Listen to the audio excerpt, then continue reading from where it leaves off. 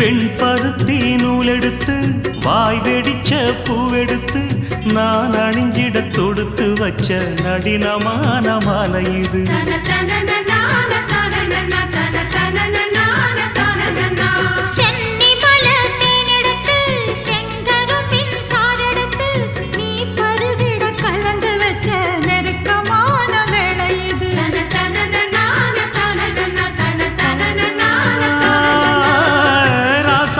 உடம்பிருக்கும் ரவிக்க துணி நானாக அன்னாடம் சூடி கொண்ட ஆசை வச்சாகாதா.